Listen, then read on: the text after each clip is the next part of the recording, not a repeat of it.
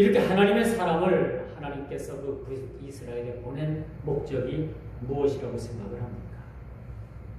그래서 우상의 제단을 쌓고 하나님 대신 우상을 섬기는 그 나라의 백성들을 하나님께서는 건념하사 불쌍히 여기시고, 그리고 그 죄에서 돌이키도록 오늘 본문에 보니까 유다로부터 한 사람, 하나님의 사람을 북이스라엘 베델로 보내는 모습을 우리가 보게 됩니다.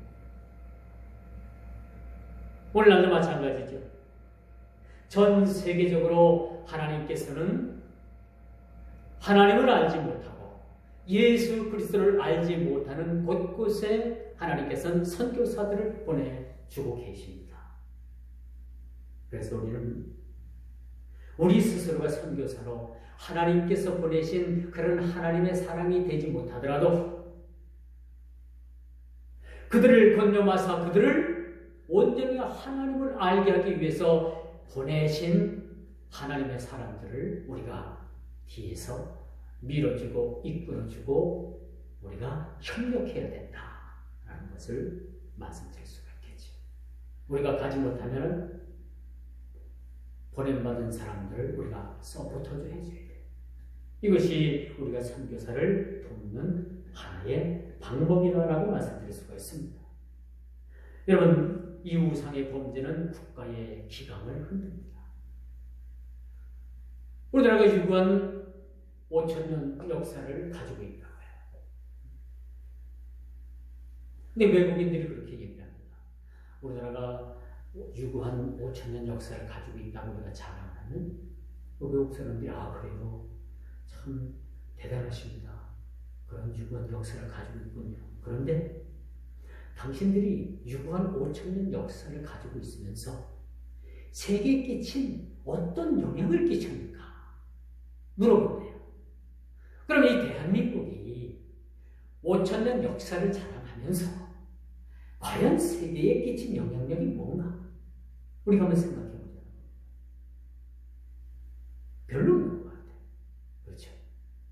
외세의 침략은 꾸준히 받았고 뭔가가 우리가 세계에 영향력을 줄 만한 그러한 영향력은 끼치지 못한 민족이라고 볼 수가 있겠죠. 뭐 하나 자랑할 것이 없는 거죠. 그 하나 특징은, 하나 내세울 특징은 뭐예요? 조상 대대로 우상을 섬겼고 그 대대로 우상을 섬긴 일로 인해서 나라 민족이 아주 굉장히 찌든 삶을 사실은 살았던 거예요. 그런데 이 조선 구한 말에 기독교가 들어오게 되지 않았습니까? 기독교가 들어오면서 개혁가 되기 시작한 거예요. 문명을 받아들이기 시작한 거예요. 서구 문명을 받아들이고 이 기독교 문화를 받아들임으로 인해서 이 나라가 한 세기 만에 이처럼 이제는 세계에 영향을 줄 만한 민족으로 성장을 했다. 그리고 이번에 그 코로나 진단 키트를 미국이라는 나라에 수출하지 않았습니까? 이건 대단한, 여러분, 대단한 영향을 끼쳤다고 저는 생각을 해요. 대단한 영향. 이렇게 선교 120년을 통해서 이 나라가 이제는 외세의 침입을 받는 것이 아니라 많은 세상에 영향력을 끼칠 수 있는 그러한 나라 민족으로 발전을 했다는 겁니다. 이건 누구의 덕도 아니고 온전히 하나님께서 이 나라 민족에게 복을 주신 거예요. 하나님께서 선교 120년 만에 이토록 지대한 나라로 하나님께서 성장시켜 주셨다고 말씀드릴 수가 있습니다. 그런데 오늘 북이스라엘 나라는요, 우상의 죄에 찌들어가기 시작을 한 거예요. 나라 왕 여로보암이 직접 베델 단에 나와가지고 그가 제사를 드리는데 그 제사의 대상이 누구냐? 그 제사의 대상이 하나님이 아니라 우상의 형상물인 그런 금송아지였던 거예요. 이것을 가증히 여기신 하나님께서 유다의 믿음의 사람, 하나님의 사람을 베델로 보내셔서 그렇게 우상에게 절하고 그 우상에 찌들어져 있는 그 왕으로부터 많은 자들에게 이르기까지 오늘 이 본문의 말씀은 그들에 대한 경고입니다. 제단을 회파시켜서 그 죄를 쏟아 버리겠다라고 우리에게 말씀해 주고 있어요. 이건 무슨 말씀이냐? 이렇게 가증한 제사를 하나님께서 이게 지속적이고 반복되어질 때는 어김없이 너희들을 심판하시겠다라는 하나님의 경고의 메시지임을 우리가 보게 되는 것입니다. 수십 년 전에 여러분 민족의 명산에 참 어떤 일이 있었는가 하면요. 우리나라의 명산, 이름난 산마다 골짜기마다 그 무속인들이 들어가가지고 초에다가 불을 켜고 향을 피우고 온갖 명산 산마다 여러분 무속인들이 들어가가지고 전부 다 그냥 우상의 단지를 만든 적이 있었어요. 지금은 어떤지 모르겠어요. 제가 산을 잘 안 다니니까. 예전에 제가 교육전도사 시절에 이제 아이들을 이끌고 계룡산을 갔어요.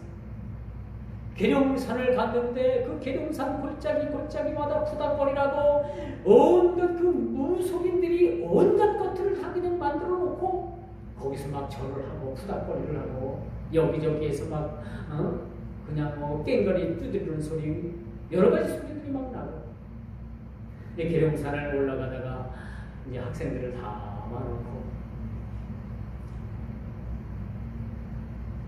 어떤 무속인들이 이제 거기서 푸닥거리를 하려고 하는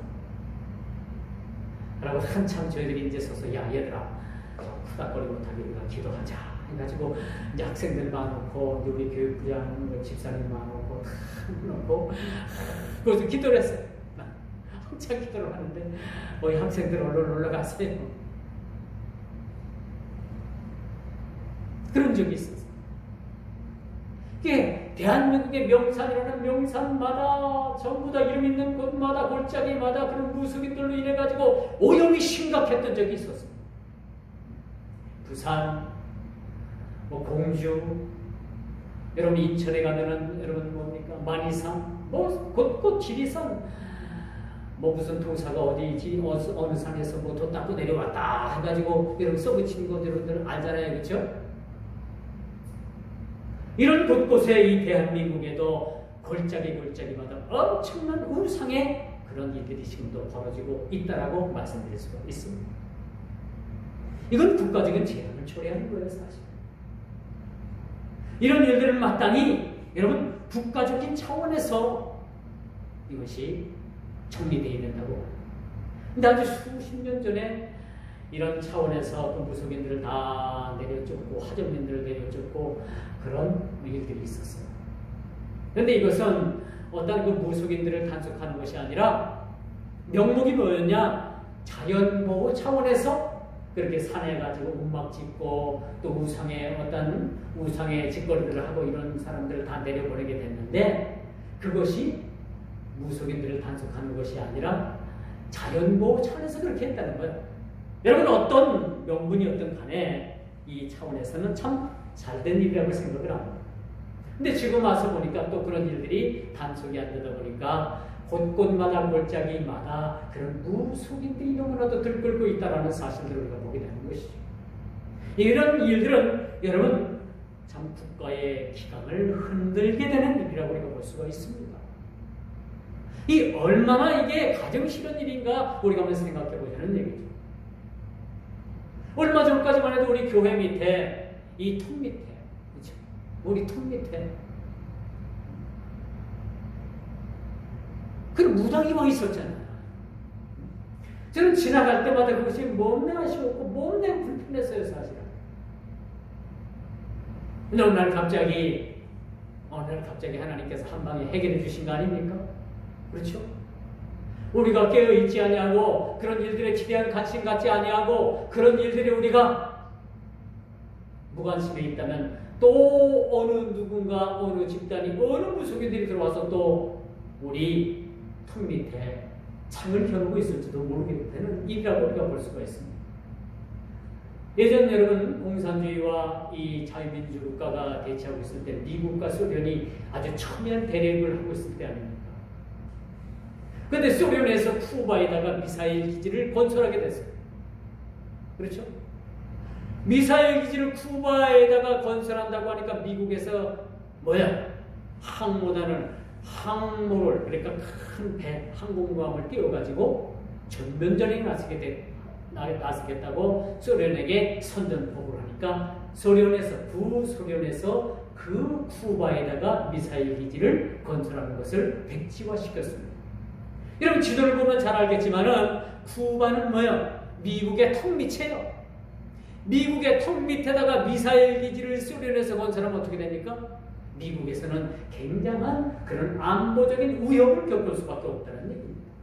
마치 오늘 이 베델의 제단에 하나님의 제단에 그러한 제사를 드리는 것이 아니라 하나님 제단에서 예배를 드리는 것이 아니라 그렇게 드리는 그들의 제사가 그들의 예배가 그들의 대상이 그 제사와 예배의 대상이 하나님이 아니라 우상이었다는 사실들을 우리가 보게 되는 것입니다. 이런 나라를 하나님께서 그냥 주시겠습니까?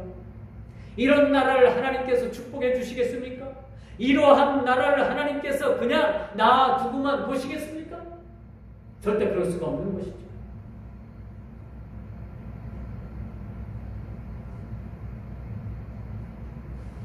그래서 여러분 한 개인이나 한 국가나 한 사회나 어떻게 하느냐에 따라서 그 국가의 흥망성쇠가 사실 달려 있습니다. 나 하나쯤이야. 아유, 나 하나쯤이야. 뭐 다른 사람들 다 기도하면 내가 그 덕을 좀 보고 편하게 살지. 그건 안 됩니다. 한 국가, 한 가정, 한 개인, 적게는 한 개인까지라도 그 흥망성쇠의 키워드는 하나님께 있다는 거예요. 하나님 손에 달려있으면 우리가 인정을 해야 되는 거죠. 그래서 오늘 본문의 말씀을 우리가 살펴보면서 결론적인 얘기가 바로 그거예요. 본론의 얘기가 바로 그겁니다. 인생의 키워드는, 인생의 흥망성쇠는 하나님께서 틀어지고 계신다는 것을 오늘 여러분들이 인정하고 돌아가야 되는 거죠. 이 말씀을 통해서 우리가 기억하고 우리가 이 말씀을 받아들이고 이 말씀을 인정해야 될 것은 모든 인생에 살고 죽는 흥망성쇠의 문제가 우리 손에 있는 것이 아니라 하나님 손에 달려있다는 것을 우리는 인정해야 되는 거죠. 오늘 본문을 보십시오. 여기 유다로부터 내려온 하나님의 사람이 있었다. 저는 이 말씀을 들으면서 문득 그런 생각이에요. 야, 이 사람이 바로 나야? 유다로부터 내려온 이 한 사람, 하나님의 사람이 바로 여러분이 되기를 주님의 이름으로 축원드리겠습니다. 오늘 본문 이야기는 키워드가 바로 그거예요. 이 한 사람이 바로 누구냐? 이 한 사람이 바로 누가 되어야 되느냐? 바로 저와 여러분들이 되어야 된다는 것을 말해주고 있습니다. 하나님께서는 가증한 것들을 제하시기 원하십니다. 우리 삶 속에 가증한 것들이 무엇인가? 여로보암이 제단을 쌓고 베델에 제단을 쌓고 제사를 드렸는데 제사를 드리면 드릴수록 그것은 하나님 앞에 가증한 제사가 되었습니다. 모르긴 몰라도 우리가 하나님 앞에 해결되지 못하는 문제가죠. 우리가 드려지는 이 예배가 나의 만족을 위한 그런 예배가 아니고 우리가 드려지는 이 예배가 하나님의 대상이 아니고 우리가 드려지는 이 예배 중심이 하나님의 중심적인 그런 예배가 아니고 내 삶을 영위하기 위한 예배고 내 영광을 드러내기 위한 예배고 그 대상이 내 자신이 되어져 있다면 그 예배는 아무래도 가증한 예배가 되고 만다는 사실들을 우리가 기억해야 될 것입니다. 여러분 일찍이 믿음의 조상이 된 아브라함도 하나님께서 그의 고향 친척 아비집 갈대아 우르를 떠나게 하셨습니다. 그 떠나게 하신 때가 75세. 왜 하나님께서 아브라함을 떠나게 하셨을까? 자기 어머니, 아버지, 할아버지, 할머니가 대대로 우상을 만드는 그런 궁정, 그런 우상을 만드는 것을 보고 살았던 사람. 그리고 아브라함도 머지않아서 그 가업을 이어받을 그런 사람이었습니다. 그런데 왜 하나님께서 그를 갈대아우를 떠나게 하셨고 궁극적으로 적과 꿀이 흐르는 그런 축복의 땅으로 인도하셨는가? 우리가 한번 생각해 보자는 얘기죠. 왜 결정적으로 그런 갈대아우라는 땅을 떠나게 하셨는가? 그것은 모든 가증한 우상을, 그 모든 가증한 우상의 죄에서 아브라함을 구원하기 위한 사실이었다는 겁니다. 왜 저와 여러분들을 불러주셨습니까? 교회에서 여러분들 집사 직분을 주기 위해서? 그보다도 대단한 것은 뭐냐? 그 죄악으로 인해서 죽을 우리 영혼과 우리 삶을 구원해 주시기 위해서 우리를 그 영적인 우상의 도시인 갈대아 우르를 떠나게 하셨다는 겁니다. 그러므로 우리는 하나님의 심판을 두려워해야 합니다. 2절 보니까 하나님의 사람이 단을 향하여 여호와의 말씀으로 외쳐가로되 다나 여호와께서 말씀하시기를 내 위에 분양하는 이 산당 제사장을 내 위에 제사를 할 것이요. 하나님께서 이 모든 일련의 일들을 바라보시면서 얼마나 화만하셨으면 그 분양하는 제사장을 잡아가지고 그 제단에서 그 제사장을 제사를 하게끔 하겠다 라고까지 말씀을 하십니다.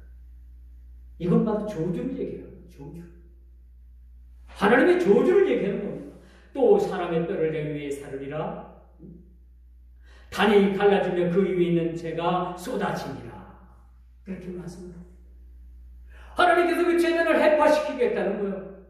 그렇게 태워진 모든 재를 쏟아 버리시겠다고 그렇게 말씀을 합니다. 오늘 본문의 말씀의 요지는 잘못된 제사, 그리고 오늘을 사는 그리스도인들에게 주는 교훈은 예배는 무엇이며 무엇이 예배인가? 예배의 대상이 누군가 하는 것을 말씀해 주는 거예요. 베델에서 드려지는 이 제사는 그 대상이 잘못된, 우리가 드려지는 이 예배는 누가 받으시는 겁니까? 우리 스스로가 영광을 받는 거예요? 여러분 모든 기쁨에, 여러분 모든 충족을 예배로서 여러분 자신이 누리게 되는 겁니까? 아니, 예배는 온전히 받으실 이는 하나님이시오. 그 하나님이 받으시는 것이 예배고요. 우리 스스로가 대리만족을 할 수가 없는 거죠. 찬송도 마찬가지입니다. 우리 스스로가 흥에 겨워서 우리 스스로가 부르는 그 찬송은 하나님께서 받으시는 그런 찬송은 아니죠. 찬송도 하나님께서 받으시는 겁니다. 하나님만이 받으시는 겁니다. 이게 진정한 제사가 되는 거죠. 모세가 시내산에서 하나님의 계명을 받기 위해서 산에 올랐을 때 그 산에 있었던 많은 백성들은 모세를 기다리다 지쳐서 그만 참지 못하고 그들이 가지고 있던 은금팩을 다 모아가지고 그걸 불 속에 던지니까 송아지 형상이 만들어져 나왔어요. 참 기구하죠. 어디 불 속에 던지니까 그때 당시에 재련 기술도 없었을 것이고 그걸 흐르는 어떤 그런 금붙이를 갖다가 어떤 틀에 위에 가지고 금형 틀에 위에 가지고 금송아지를 만든 것도 아니고 불 속에 집어넣으니까 금송아지가 만들어져 가지고 나왔는데 이스라엘 백성들이 다 뭐라고 그것을 보고 얘기하냐면 이것이 우리가 섬기는 하나님이다 라고 그렇게 외치는 거예요. 그리고 그리고 그 산 아래에서 맹렬히 이스라엘 백성들이 그 금송아지를 맹렬히 섬기고 춤을 추고 자해 행위를 하고 온갖 그런 어떤 헤게모니한 행동을 하는 것을 하나님께서 보시고 모세야 얼른 내려가 봐라. 산 아래에 있는 내 백성이 미쳤다. 성경은 그렇게 직역적으로 얘기를 하진 않지만 속 시원히 얘기하면 바로 그런 얘기예요. 내 백성들이 미쳤다고. 이렇게 사람은요, 조금이라도 틈을 주게 되면 어떻게든지 좀 신앙생활에서 벗어나고 어떻게 요령껏 하나님을 요령을 한번 믿어볼까, 그런 생각을 가집니다. 예배에 안 나오는 이유는 피곤해서, 두 번째 엄마 아빠가 학원 가라고 나오지 말래서, 세 번째는 기독교인들이 꼴보기 싫어서. 제가 오늘 페이스북에 보니까 쭉 적어놨더라고요. 교회에 나가기 싫은 이유 해가지고 쭉 달아놨는데 제가 그걸 지금 다 외우지 못해요. 몇 가지 제가 여러분들에게 말씀드립니다.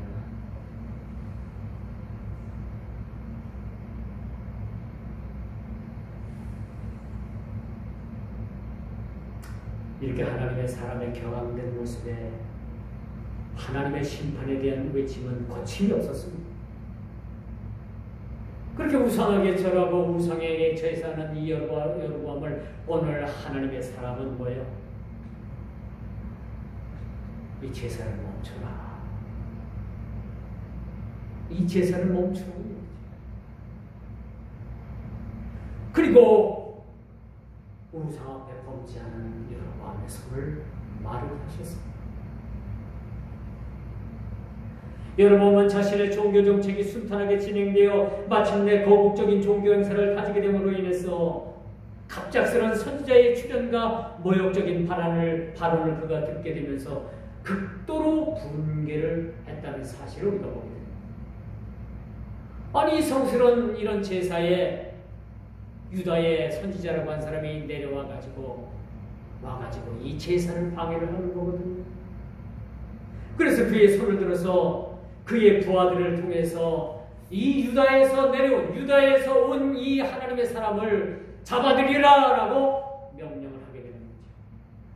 그런데 그렇게 내밀었던 손이 한순간에 오늘 성경에 보니까 말라 버렸다라고 그렇게 말합니다. 이것은 하나님을 도리와치 모르는 이 여로보암에 대해서 하나님께서는 심판을 하시는 그런 서복이 된다는 사실들을 우리가 보게 되는 거죠. 하나님의 사람을 잡아들이라 라고 명령을 했을 때, 그렇게 손을 내밀어서 가르쳤을 때 그 손이 말랐다라고 그렇게 성경은 기록을 해주고 있습니다. 손이 말랐다라는 것은 풀이 베인 것처럼 그 햇빛에 비들비들 말라 비틀어졌다는 것과 마찬가지입니다. 원어상에는 풀이 말라 비틀어졌다라고 그렇게 쓰여져 있습니다. 이는 아마도 초자연적인 역사로 말미암은 마비 현상인 것이었으며 다음과 같은 의미를 내포하고 있다고 합니다. 첫째, 하나님께서 모든 권능의 근원이 당신임을 입증하는 거예요. 하나님의 사람의 경고의 말씀을 듣고 그들이 죄를 뒤집어 쓰고 회개해도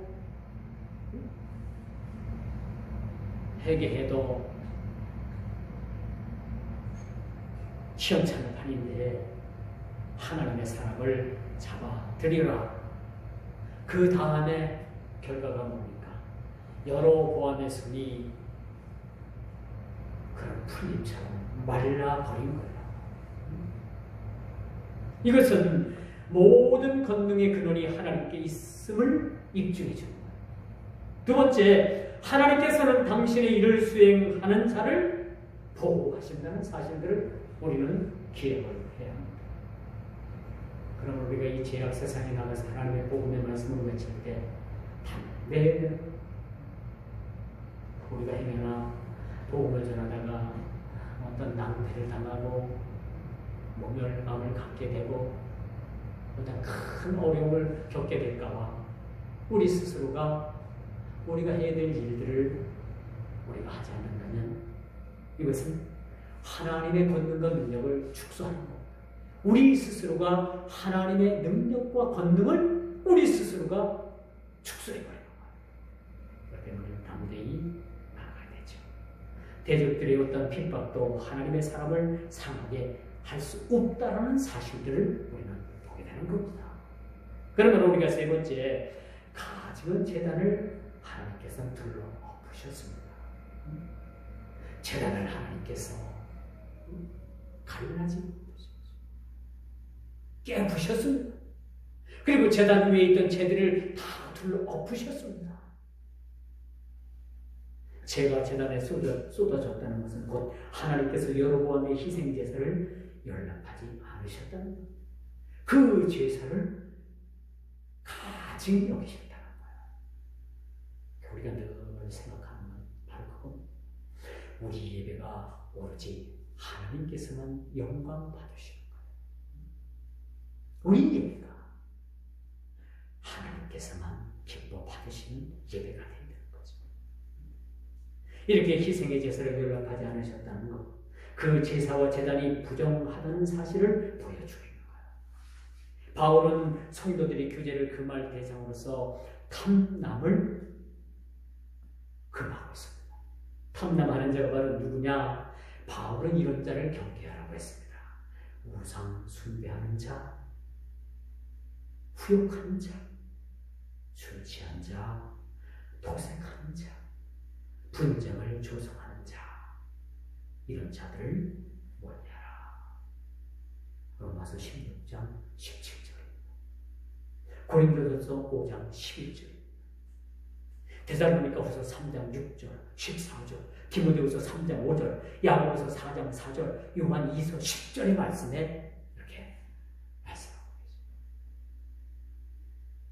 경고의 말씀이죠. 또 도색하는 자, 분쟁을 조성하는 자, 이런 자들을 삼가라. 이런 자들을 위해서 여러분의 신앙이 왜곡되어서는 안 된다, 물들어서는 안 된다는 것을 그렇게 힘주고 말해주고 있습니다. 멀리하라는 거죠. 오늘 여로보암이라는 이 인물은 북이스라엘 백성들의 대표적인 성격을 가지고 있습니다. 왕은 백성들의 대표적 성격을 가지고 있습니다. 이 왕정 정책은 적어도 그렇습니다. 지금이야 뭐 대통령이라고 해야 뭐 우리가 마음대로 대통령 욕하잖아요. 그렇죠? 잘못하는 거 있으면 욕해요, 욕하잖아요. 욕해요, 욕하죠. 뭐. 왜? 언어의 자유가 있기 때문에 그런 거예요. 욕합니다. 너무 심하게 욕할 정도는 해서는 안 되고, 명예훼손을 할 정도의 욕을 해서는 안 되고, 잘못한 것은 잘못했다고 신랄하게 비판할 수 있는 것이 나라 백성 아닙니까? 그렇지 않겠습니까? 백성들이 더 나빠요, 대통령이 더 나빠요? 네? 백성이 더 높은 거예요. 그렇죠?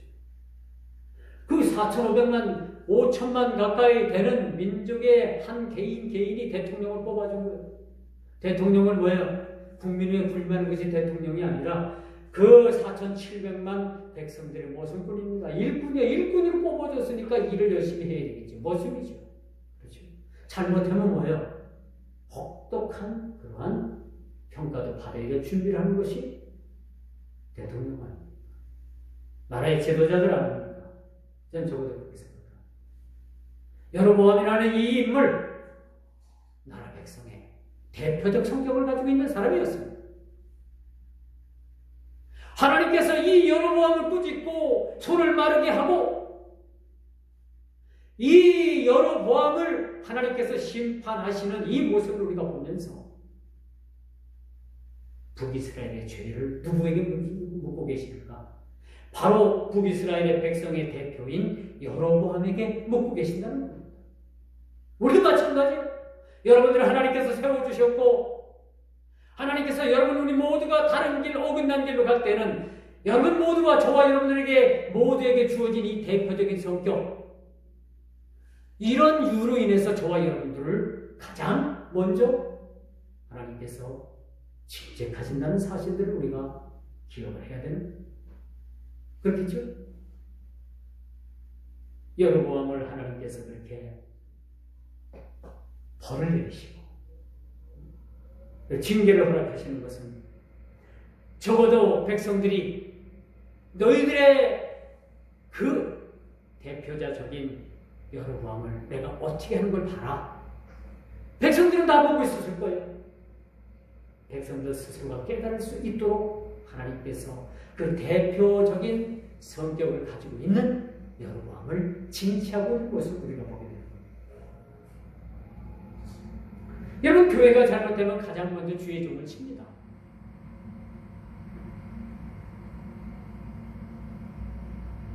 놀랍죠? 교회가 잘못되어지는 길로 가면은 가장 먼저 주의 종을 쳐요. 이거는 성경적이고 지극히 많은 교회들이 경험하는 그런 경험들입니다. 그래서 제가 징계를 안 받으려면 여러분들이 좀 잘해야 될 것 같아요. 물론 저도 잘해야 되겠지만은 우리 교회가 어떤 그런 잘못된 길로 나가고 어떤 인본주의적인 그런 길로 나갈 때 누군가가 나서서 이건 아니요 라고, 이것은 인본주의적인 것이고 이것은 세상 제약으로 가는 길이고 이건 타락으로 가는 길이라는 것을 누군가가 말해줄 수 있는 그런 교회가 여러분 참된 교회고, 하나님께서 떠나시지 아니하시는 그런 제단이 되어야 된다는 사실입니다.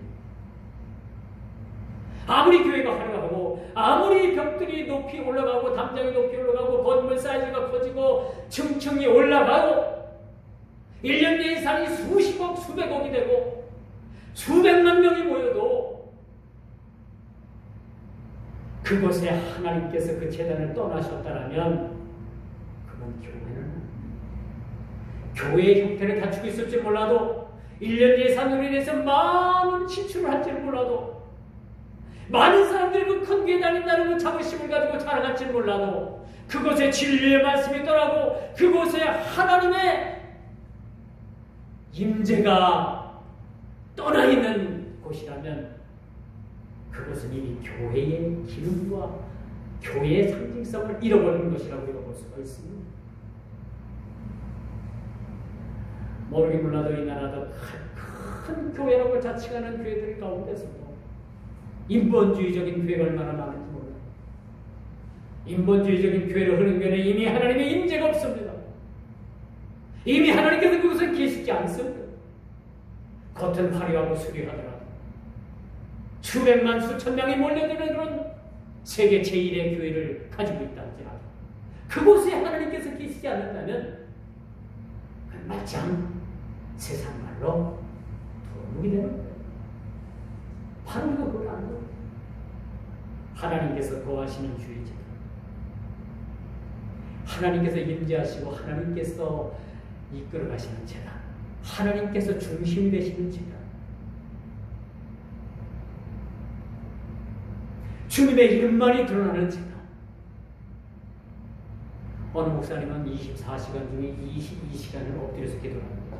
이야, 대단하다.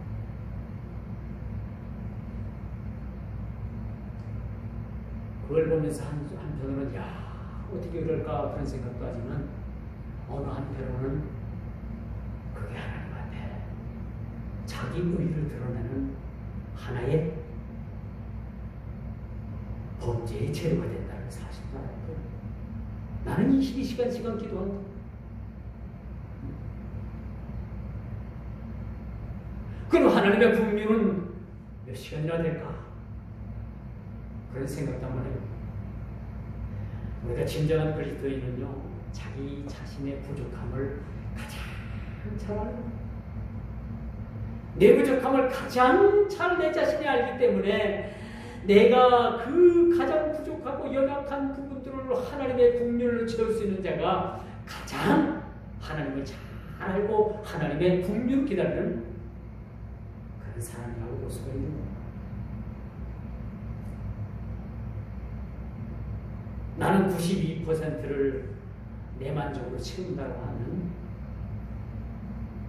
하나님의 긍휼은 몇 퍼센트나 그 사람에게 들어갈 수 있을까요? 하나님의 은혜를 받는 사람은요, 그만큼 하나님의 은혜를 받을 자리를 비워두는 사람이 하나님의 은혜를 받는 겁니다. 그렇지 않겠습니까? 내 자신의 과신으로 가득 차 있는데 거기에 어떻게 하나님의 은혜의 자리가 들어와서 자리 잡을 수가 있겠습니까? 없지 않습니까? 그래서 여러분, 죄가 많은 곳에 하나님의 은혜도 넘치는, 모두가 다 의인이고 모두가 다 자기 자신의 자랑거리로 가득 차 있다면 하나님의 긍휼과 은혜는 사실 필요 없는 겁니다. 그렇지 않겠어요? 과연 여러분들은 어떤 지금 상황입니까? 거의 100%가 하나님의 은혜와 긍휼을 기다리고 있습니까? 그렇게 채워줘야 된다고 생각을 합니까? 그렇다면 여러분, 하나님의 긍휼과 은혜는 여러분 모두를 다 채우실 겁니다. 오늘 여러분이 들은 이 여로보암이라는 이 왕이 바친 이 제사, 이 제사는 그 나라뿐만 아니라 그 개인, 그 백성들에게도 마이너스가 되는 그런 행위였음을 우리가 보게 되는 것입니다. 말씀의 결론을 맺습니다.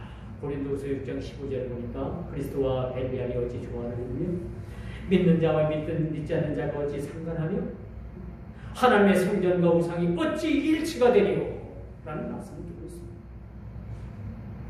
여로보암의 죄는 이제 한 지역을 넘어 예루살렘 성전을 향한 백성들의 갈 길을 막았습니다. 북이스라엘에서 나라가 갈려지면서 제일 먼저 조치한 그 취한 행동이 뭐냐?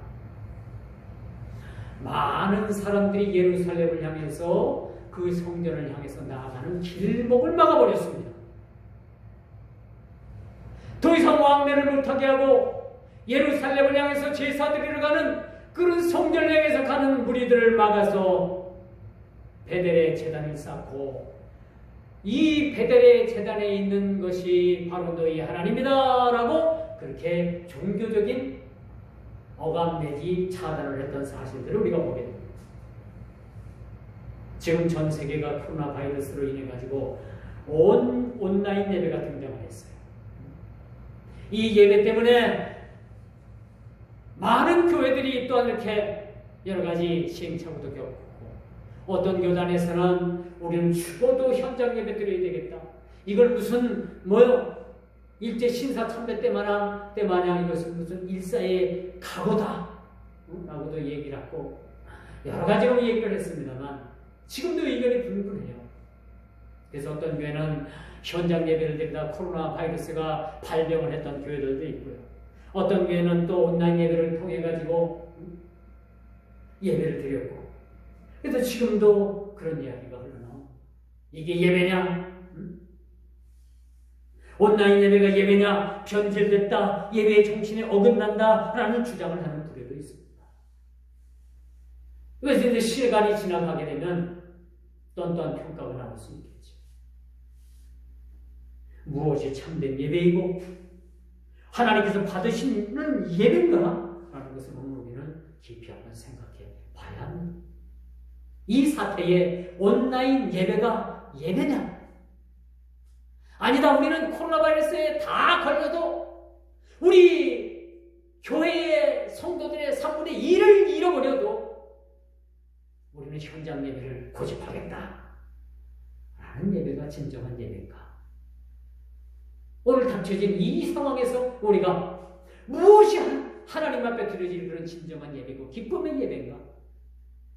무엇이 어떤 이 상황 가운데서 어떤 것이 올바른 예배의 방법의 예배인가라는 것도 우리가 한번 이 시간 오늘 말씀을 통해서 한번 깊이 생각해 보자는 얘기죠. 본문의 사건은 결론적으로 예배의 대상이 잘못되어 있을 뿐만 아니라 방법에 있어서도 하나님께서 정해주신 제사의 방법과는 거리가 먼 인간 행위에서 비롯된 그런 제사였음을 우리가 보게 됩니다. 대상도 틀렸죠. 방법도 틀렸죠. 다 틀려버린 거예요. 하나님께서 유다의 한 선지자 하나님의 사람을 보내서 그 그릇된 행동을 막으셨다는 것은 하나님께서 그래도 그곳에 이스라엘 백성들, 남아있는 백성들을 권념하셨다. 참 중요한 얘기예요. 그 백성들을 버리지 아니하시고 권념하셨다는 거예요. 권념하셨다. 여러분들도 하나님께서 권념하사 불쌍히 여기셨기 때문에 이 자리에 나와 있는 겁니다. 사실은 그렇죠. 여러분 스스로 의의를 통해서 나와 있는 것이 아니라 하나님께서 권념하시고 이 자리를 통해서 여러분들이 예배를 통해서 그 예배의 진실성이 뭐냐? 예배의 대상이 뭐냐? 어떤 방법으로 우리가 하나님 앞에 예배를 드려야 되느냐? 라는 것을 한번 고민하는 자리가 이 자리인 것입니다. 오늘 사는 저와 여러분 어떤 마음으로 누구를 대상으로 예배자로서의 모습을 가져야 할 것을 깊이 생각하고 올바른 예배자로서의 모습이 우리에게 필요한 거예요. 올바른 예배자의 모습. 그것이 하나님의 명령을 받아들여지고 온전한 예배자로 우리가 세워져가는 그런 모습을 하나님께서는 오늘 말씀을 통해서 우리에게 말씀해 주고 계신다 하는 것을 우리가 깊이 생각할 수가 있는 것입니다. 여로보암이라는 인물을 통해서 내가 그런 여로보암과 같은 존재는 아니었는지 우리 자신을 돌아보게 하는, 그리고 그 여로보암 뒤에 있는 그 수많은 백성들을 하나님께서 바라보시면서 그 백성들을 건져마사 유다에서 한 사람, 그 하나님의 사람을 보내시기까지 하나님께서 그들을 사랑하시고 그들을 긍휼히 여겨주시고 그들을 권념하사 그들을 예배자로 세워주기 위한 하나님의 계획들을 우리가 믿음의 눈으로 바라보고 이것을 통해서 우리 모두도 하나님의 사람으로 세워져 가야 된다는 것이 오늘 우리에게 주어지는 하나님의 말씀이라는 사실들을 기록하시기를 바랍니다. 기도하겠습니다.